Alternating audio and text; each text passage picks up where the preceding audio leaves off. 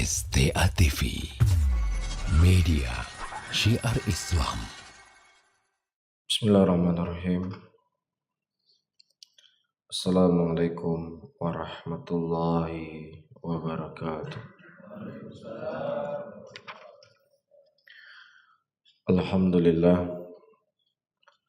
Alhamdulillahi hamdan katsiran thayyiban mubarakan fih, mubarakan alaih, kama yuhibbu rabbuna wa yarda. Wa usalli wa usallim ala nabiyyina al-karim Muhammadin wa ala alihi wa ashabihi wa man tabi'ahum bi ihsanin ila yaumiddin. Saudara-saudaraku kaum muslimin dan kaum muslimat, rahimani wa rahimakumullah. Kita lanjutkan kembali pembahasan kitab kita Aqidatis Salafi Ashabil Hadis. Akhir dari pembahasan tentang al-lafdhiyah, permasalahan al-lafdhiyah. Ketika akidah ahli sunnati wal jamaah menjadi akidah resmi di zaman Imam Ahmad rahimahullah, setelah melalui perjuangan yang panjang, orang-orang Mu'tazilah dan Jahmiyah, mereka tidak berani menampakkan akidah mereka, keyakinan mereka tentang Al-Quran. Kalau mereka terus terang mengatakan Al-Quran itu adalah makhluk, maka akan diboikot oleh seluruh manusia pada waktu itu. Yang kemudian mereka menggunakan lafaz-lafaz yang umum untuk menyembunyikan akidah mereka. Di antara yang mereka ucapkan, lafzi bil Quran makhluk.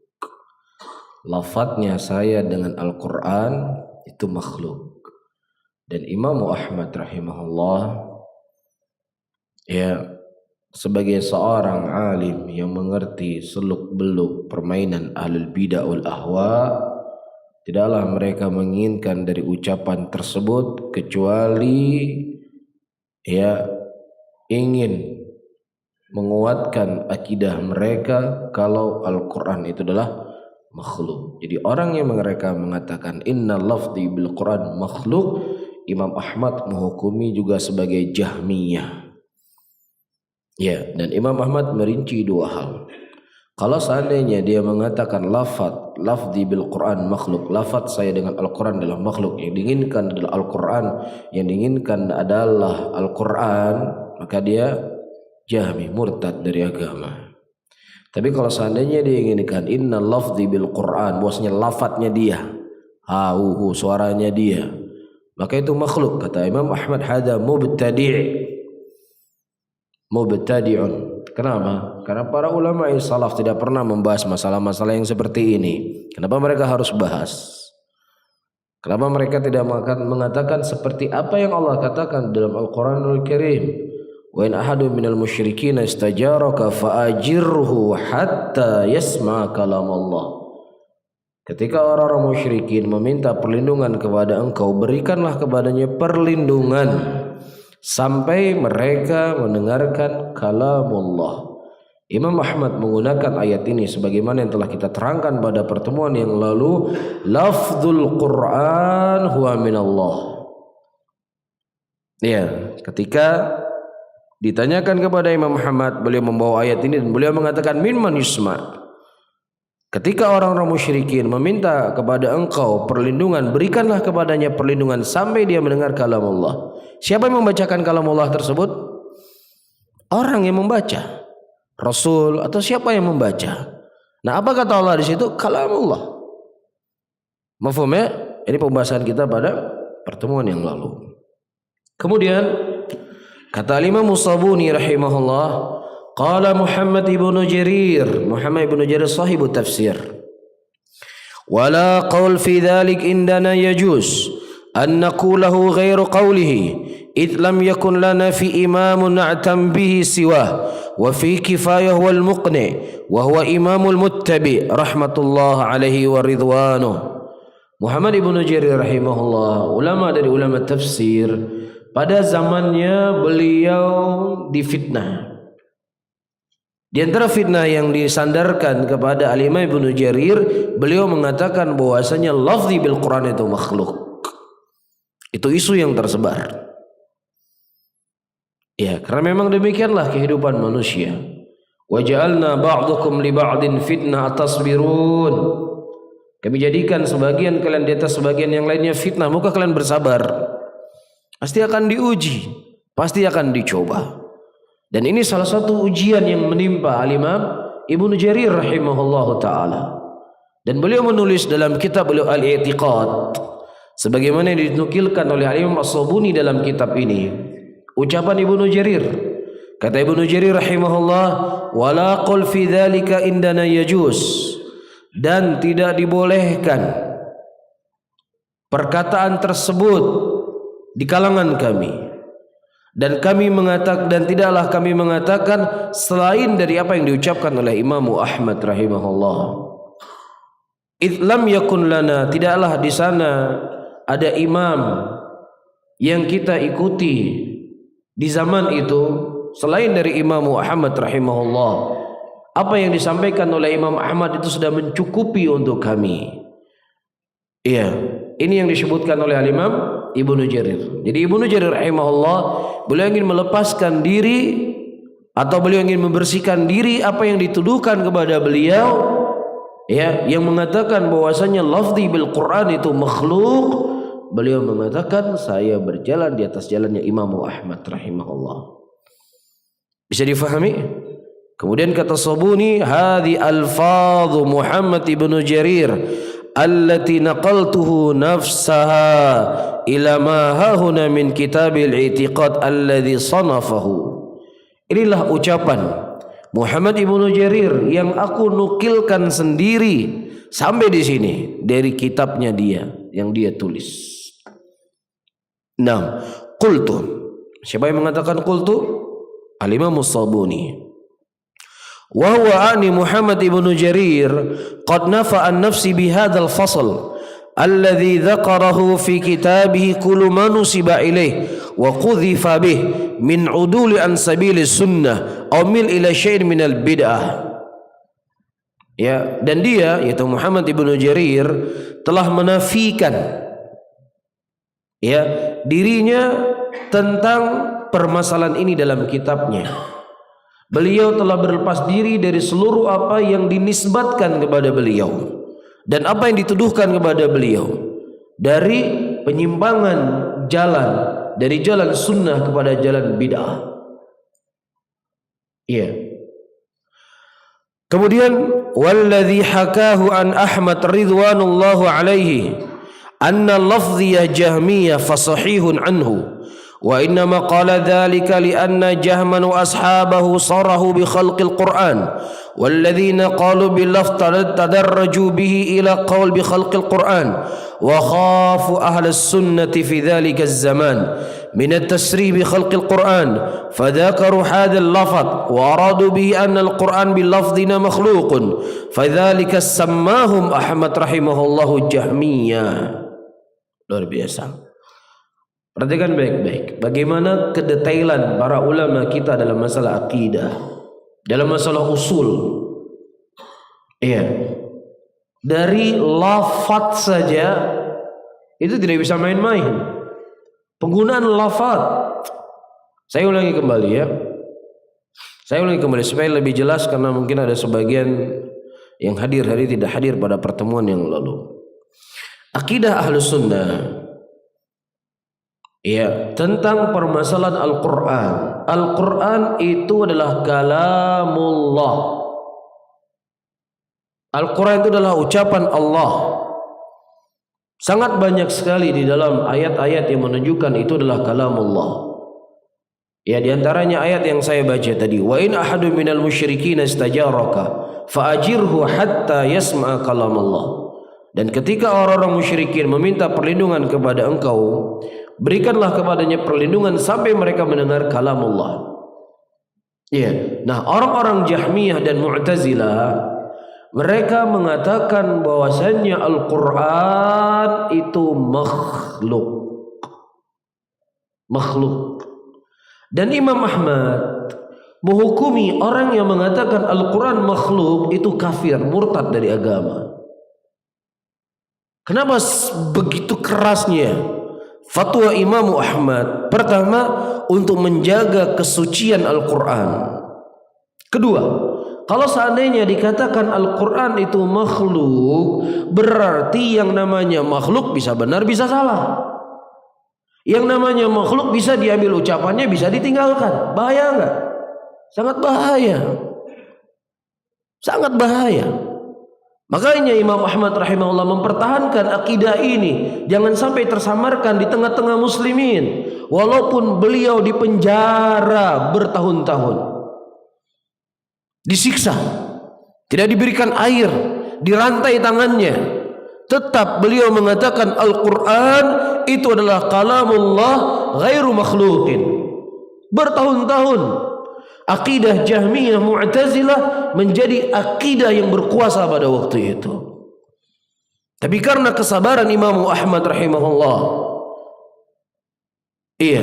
kejujuran beliau dalam menjaga akidah ini, akhirnya Ibnu Abi Du'ad sebagai tokoh dari tokoh Mu'tazilah yang mengajak dan menyuruh manusia kepada akidahnya berhasil ditumbangkan oleh Imam Ahmad rahimahullahu taala, yang akhirnya dia diusir. Setelah perjuangan yang panjang, Imam Ahmad rahimahullah dijadikan atau akidah beliau yang tentunya berakidah dengan akidah Ahlussunnah menjadi akidah resmi pada waktu itu. Ahlussunnah tersebar di mana-mana, sunnah semakin kuat. Nah, Mu'tazilah, Jahmiyah, mereka kan masih tersisa-sisa, masih ada di antara mereka. Dari zaman berkuasanya sunnah, mereka sudah tidak lagi berani mengatakan Al-Quran itu apa? Makhluk, nggak berani. Karena kalau sempat dia berani mengatakan Al-Quran makhluk, habis dia. Karena berkuasanya atau kekuasaan yang kuat di kalangan Ahlussunnah pada waktu itu. Nah, kemudian mereka mencari cara bagaimana akidah kita itu tetap tersebar. Mulailah dia memainkan bahasa. Mulai memainkan apa? Bahasa. Apa bahasanya? Lafzi bil Quran makhluk. Ini kan kalimat yang sangat umum. Lafaz saya dengan Al-Quran itu makhluk. Apa yang diinginkan dengan lafaz di sini? Apakah diinginkan dengan lafaz suara? Apa yang misalnya saya katakan Alhamdulillahirabbil alamin, suara saya ini. Apakah yang diinginkan suara saya atau yang diinginkan alhamdulillah bacaannya itu? Paham? Jadi kalau nanti dalam keadaan ketekan, oh maksud saya itu lafaz dengan Al-Quran itu suaranya kita, suara kita bukan Al-Qurannya. Tapi kalau seandainya dia menguntungkan dirinya, maksud saya lafaz Qur'annya itu. Faham di sini? Jadi kalimatnya berantai. Nah, Imam Ahmad rahimahullah, beliau tahu persis apa yang diinginkan oleh mereka. Beliau memvonis orang yang mengatakan lafzi bil Qur'an itu Jahmiyah. Jahmiyah. Karena ini permainan-permainan yang sengaja mereka gunakan. Dan demikianlah al-bidah al-ahwa di sepanjang zaman, di sepanjang masa, selalu menggunakan kalimat-kalimat yang umum, kalimat-kalimat yang bercabang, kalimat-kalimat yang memiliki banyak buntutnya. Apa yang diinginkan? Kita jangan saling berselisih, kita harus bersatu, jangan saling menyalahkan. Tidak ada masalah seseorang tidak suka dengan pengajian saya. Tidak masalah seseorang itu tidak senang dengan apa yang saya sampaikan. Tapi kita tuh jangan berselisih. Masya Allah. Ini kan lafaz-lafaz umum. Apa yang Anda maksudkan? Kita jangan berselisih. Apa yang Anda maksudkan? Kita jangan saling menyalahkan. Apa yang Anda maksudkan? Kita harus saling bertoleransi. Apa maksudnya? Apakah maksud Anda ketika ada orang mengatakan Aisyah itu sebagai pelacur, kemudian kita jangan berselisih? Kita bertoleransi? Hah? Kita saling memaafkan? Oh ya sudah, kalau kamu mengatakan Aisyah sebagai pelacur, ya silahkan. Saya mengatakan Aisyah itu sebagai wanita yang suci. Yang paling penting kita jangan berselisih. Kalau kamu tidak suka, nggak ada masalah, tapi jangan berselisih. Demikian. Hah? Kalau demikian akidah hancur, keyakinan, hilang pondasi-pondasi Islam. Kalau hal yang seperti ini yang dimaksudkan. Dan kenyataannya memang demikian yang diinginkan. Yang penting bersatu, berkumpul supaya ramai. Masalah akidah bukan urusan. Yang penting kita ada suara politik yang sama. Tapi masalah akidah, ya masing-masing terserahlah. Ya, yang penting jangan 2 periode. Itu saja paling penting. Jadi sebenarnya yang kamu cari ini apa? Ketika kamu membela agama, apa yang sedang kamu cari? Kamu cari dunia atau mencari akidah yang benar yang akan mengantar kamu dalam surga? Imam Ahmad rahimahullah tidak demikian akidah beliau. Kalau seandainya Imam Ahmad akidahnya model seperti kita jangan berselisih, kita jangan saling menyalahkan, nggak perlu repot-repot Imam Ahmad masuk penjara. Wa Ibnu Abi Duat, itu keyakinanmu, ini keyakinan saya. Yang paling penting kita jangan ribut. Saya nggak menyalahkan kamu, kamu jangan menyalahkan saya. Nggak ada. Imam Ahmad mengatakan akidahmu akidah Jahmiyah, akidahmu akidah kufur. Akidahmu akidah yang tidak pernah diajarkan oleh Rasul dan para sahabatnya. Ini yang menyebabkan Imam Ahmad masuk penjara. Tapi kalau beliau mengatakan Ibnu Abi Duat, kita damai ya. Kita bersepakat di mana? Salat 5 waktu. Ya sudah, kita sepakat di situ. Kita nggak ada berbeda. Masalah ini kita berbeda. Ya sudah, kita saling memaafkan. Kita saling bertoleransi. Kamu tidak ikut pengajian saya, nggak ada masalah. Yang paling penting saya nggak menyalahkan kamu, kamu nggak menyalahkan saya. Ini kan akidah manhaj orang-orang zaman sekarang. Supaya rame, supaya banyak. Nanti pas zaman pemilu banyak suaranya. Karena sudah ramai jamaah pengajiannya. Ini ternyata yang dicari. Yang dicari apa? Fulus. Iya, yang dicari kekuasaan. Yang dicari kedudukan. Nggak penting buat mereka akidah.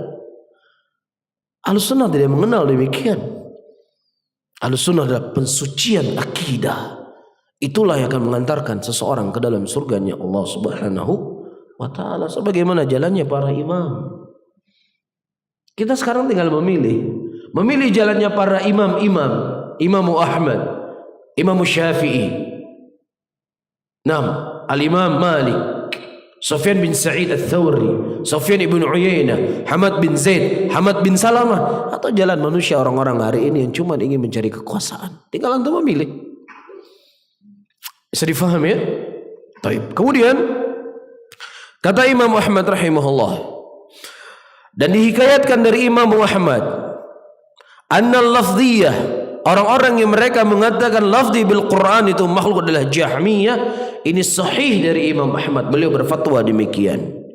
Kenapa beliau mengatakan orang yang mengatakan lafaz dengan Al-Quran itu Jahmiyah? Dikarenakan orang-orang Jahmiyah dan pengikutnya, mereka secara sarahah terus terang mengatakan Al-Quran itu adalah makhluk. Adapun orang-orang lafdhiyah ini, mereka ini banci. Jadi nggak nampakkan jenis kelaminnya. Kalau sebelumnya, nih kami ini banci ya, kami ini disebutkan terus terang. Faham? Nah kalau ini ya sebenarnya sama seperti yang tadi, cuman maksudnya begini, maksudnya nggak berani terus terang. Paham di sini? Yang sebenarnya tujuan dan intinya tetap mengatakan itu apa?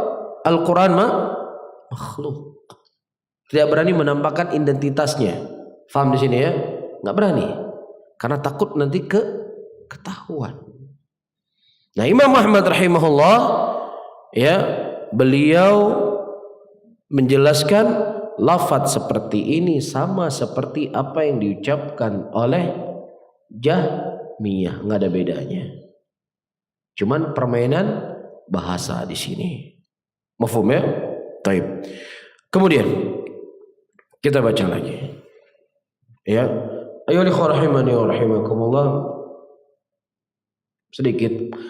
Kalau kita membahas masalah sholat tarawih misalkan, atau kita membahas masalah bersedekah, bangkit dari ruku, bersedekah ataukah tidak bersedekah, atau kita membahas masalah sir bismillah ataukah tidak sir bismillah, ini masalah-masalah yang memang para ulama itu berselisih. Para ulama berbeda pendapat. Ya, kita berlapang dada. Jelas ya, kita berlapang dada. Tapi masalah-masalah seperti ini masalah usul, ini masalah akidah yang tidak boleh warna-warni. Makanya kita melihat lafaz-lafaz para ulama ketika membahas tentang masalah ini, lafaznya itu mengerikan. Iya, seperti Rasulullah mensifati orang Khawarij kilabun nar, anjing-anjing neraka. Ini kan lafaz yang begitu mengerikan. Lafaz yang sadis bahasanya ya. Tapi demikianlah yang disampaikan oleh Nabi yang rahmat ini. Karena ini masalah besar, nggak bisa main-main. Dan begitu juga ucapan-ucapan Imam Ahmad, mubtadi, al-bidah. Iya, alul ahwa. Keras ucapan-ucapan mereka ketika membahas hal yang seperti ini. Supaya umat itu bisa memahami ini perkara penting, nggak boleh mencele-mencele di sini.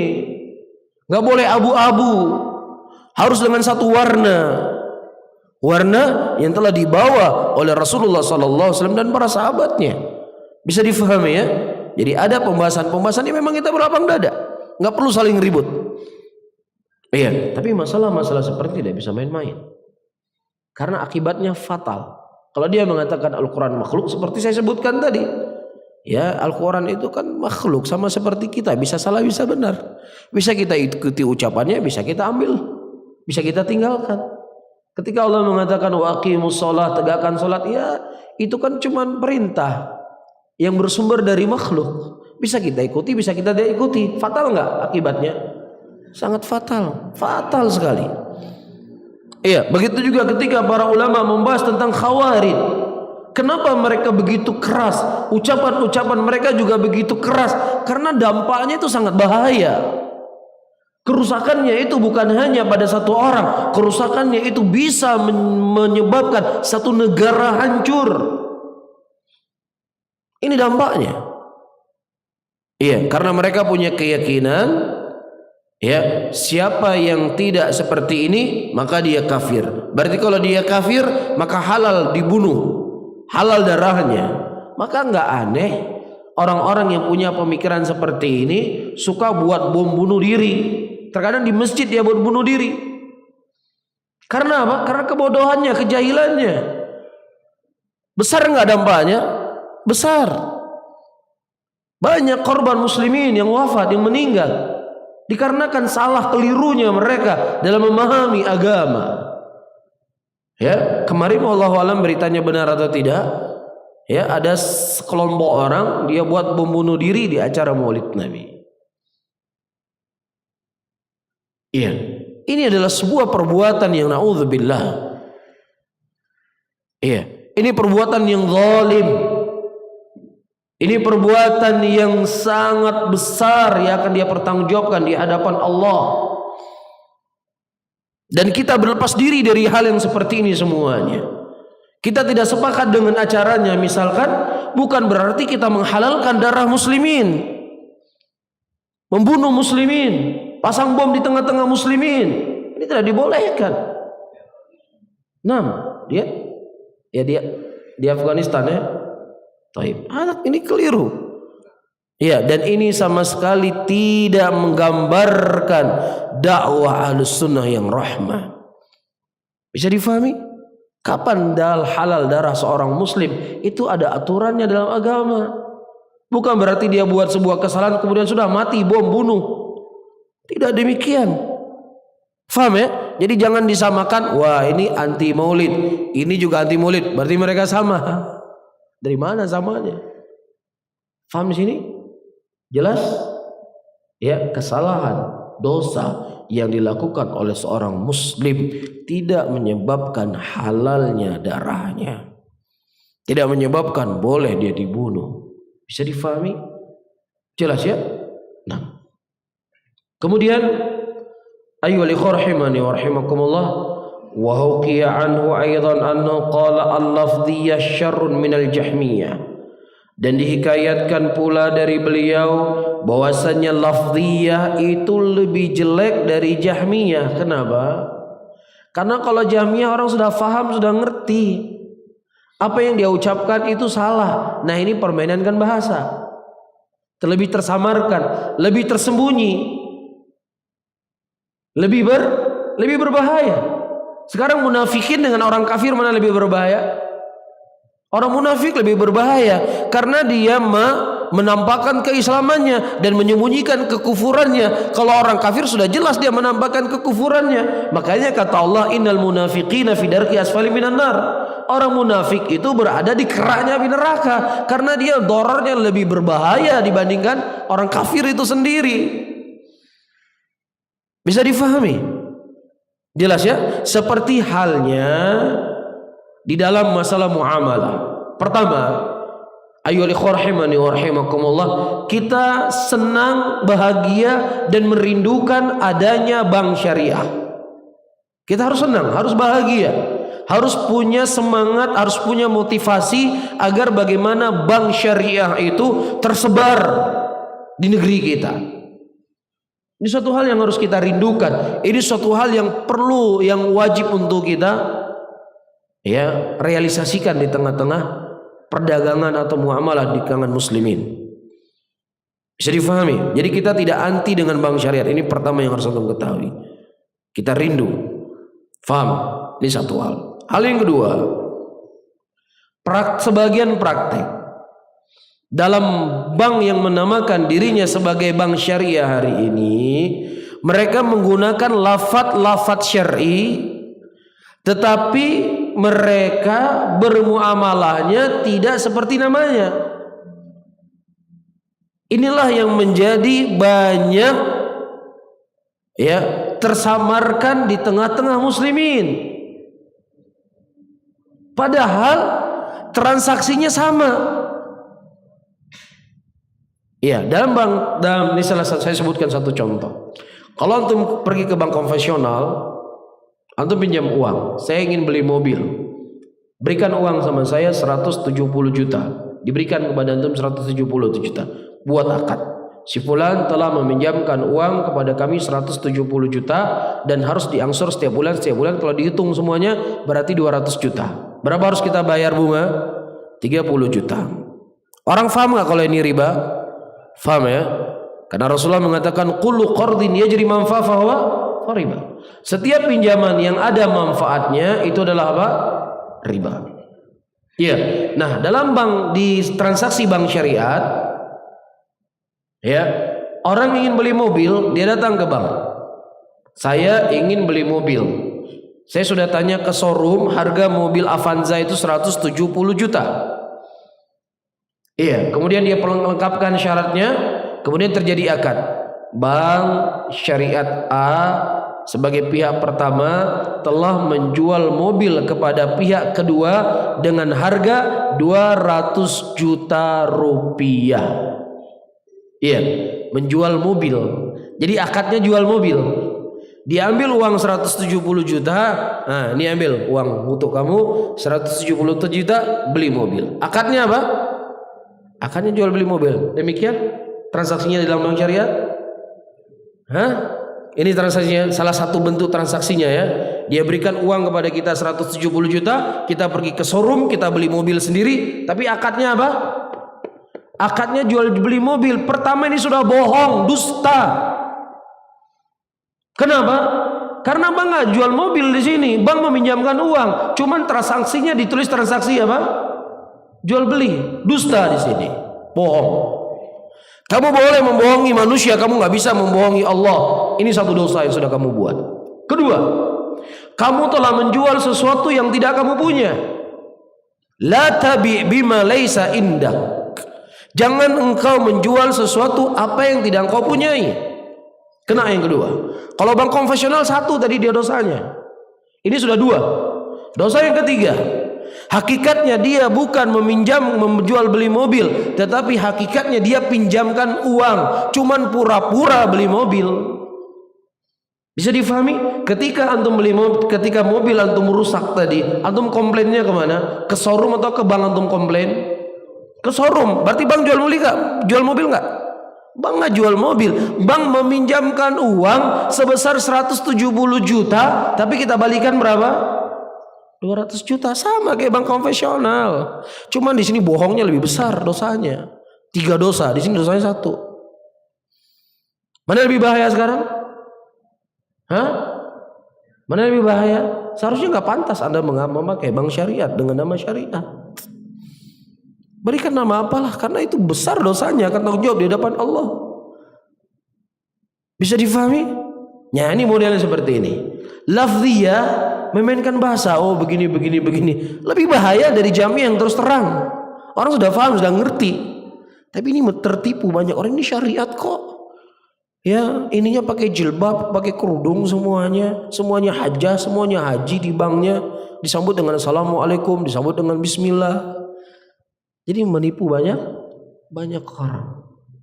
Bisa difahami? Saya ulangi kembali. Kita tidak anti dengan bank syariat. Kita berharap di negeri ini ada bank syariat. Itu yang kita harapkan. Itu yang kita rindukan. Tetapi kalau modelnya seperti ini, Anda membuat transaksi, Anda telah menipu umat. Iya, Anda telah berbohong kepada diri Anda, kepada Allah dan kepada muslimin.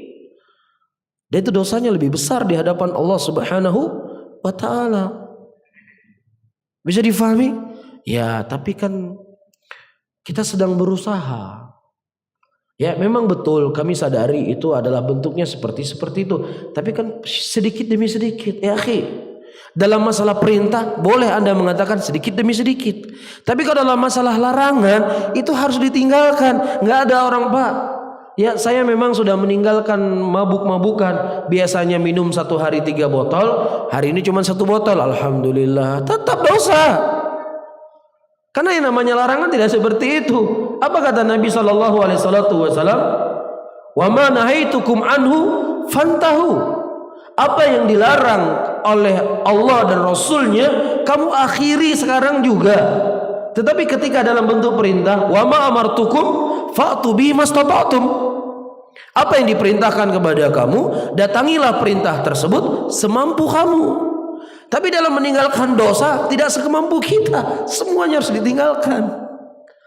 Ya, saya ini masih merokok, alhamdulillah lah, yang biasanya 2 bungkus sekarang sudah 1/2 bungkus. Alhamdulillah. Bukan alhamdulillah di sini. Karena yang namanya dosa itu harus diakhirkan semuanya, nggak boleh disisa-sisain. Beda dengan perintah. Faham di sini? Jelas?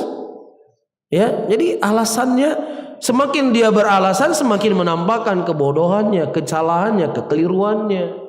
Mendingan Anda buat juga bank konvensional, selesai. Jadi muslimin bisa tahu, oh ini sama saja. Tapi ketika Anda menamakan dengan syariat, menamakan dengan muamalah Islam, orang akan berpikirnya sudah ini Islam. Muslimin nggak ngerti hari ini, mereka ini begini, nggak ngerti mereka. Mereka cuma ngerti, oh ini namanya Islam. Sudah.